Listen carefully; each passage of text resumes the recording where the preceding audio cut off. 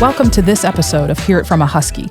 I'm Dr. Laurie Fiorenza, and today I am joined by several individuals who will talk about the newly renovated Student Resource Center here at Oak Park and River Forest High School. Specifically, within our Student Resource Center is our makerspace and media room. And there is a whole lot happening in our media room.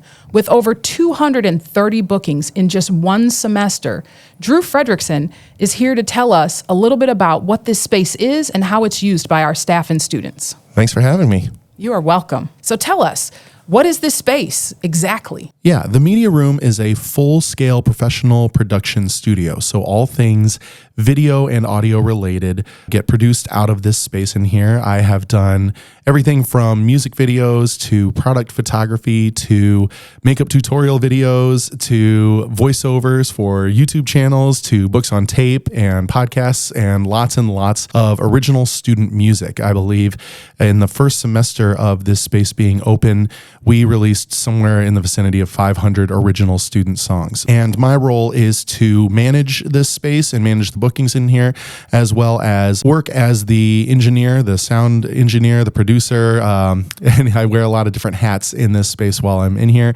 But basically, I aim to create the highest quality professional product possible for anyone who is coming in the space. That's amazing. And how do some of our staff members use this space? So the teachers use the space for podcasting projects. They can book the space individually, but most often the way that teachers use it is in conjunction with the makerspace as an additional resource for students to demonstrate their learning. And so when I'm working with faculty members, oftentimes what they're doing is they're using it for podcasting, for books on tape, for narrations, and students can come in and use the space to demonstrate what they're doing in class. That's amazing. So we are actually joined by one of our Spanish teachers, Kirsten Cartier. Hi, Kirsten. Hi there. How are you? Good. How are you? I'm good. As one of our Spanish teachers here, tell me how you have used this space. So I've actually used the podcasting room a couple of years now, and I do a unit with my Spanish film and lit kids. And they come down here after we've studied immigration, and we do a very intensive study on immigration and kind of try to get around some of the talking points and really look at what is happening and the history of immigration in the country. And so after looking at a lot of different facets, they come down here. They're within their group, they choose one area that they really want to look at and do some additional research on that. And then they come down here and they create their own podcast. So that's one thing we've done for a couple of years now. More recently, I got a couple other Spanish teachers to join me in my video debut. And we're reading a new book in Spanish 3 this year, and it's hard. Yeah. And some of the chapters are long. And so I wrote up a script for the Spanish teachers, and we came down and we made a video of some of the chapters. Wow. And we then showed that to our students after we had read the chapters. And I think it really made it clear like what was happening in those chapters, and additionally what students need to do to really communicate. So yeah, it's not just about the words. It's about your intonation. It's about your facial expression and gestures.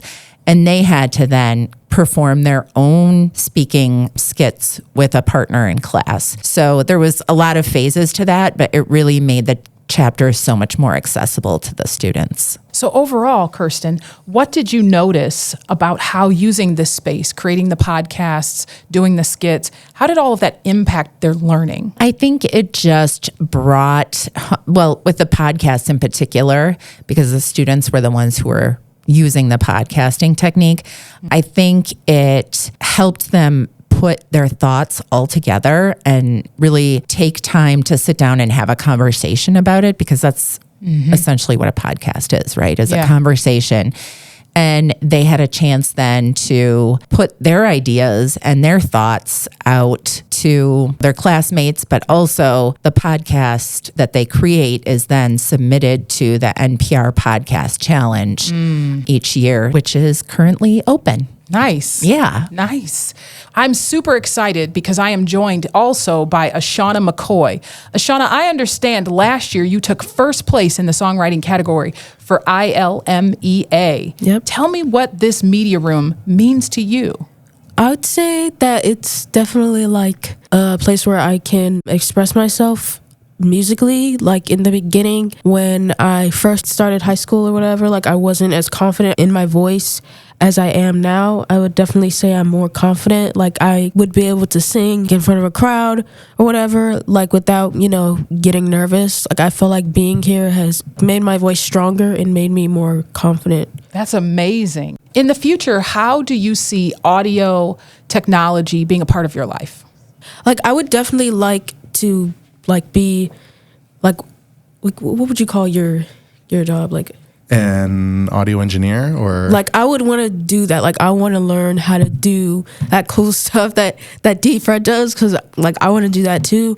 So I think that it would definitely be something that I see myself doing in the future. It's definitely what I'm planning to move to after I'm done with high school and transitioning into college. I want to say too that Ashawna's being a little bit humble in taking first place at ILMEA because there were over 400 submissions for this competition, and she took first place. And on the feedback form that we got from the judges under areas of improvement, it just said none. Keep doing what you're doing. So yeah, she really crushed it, and she's incredibly talented and has a super bright future ahead of her. Well, Drew, you have clearly had a lot of success in this media room. What's your vision for this space, especially as technology continues to morph and change?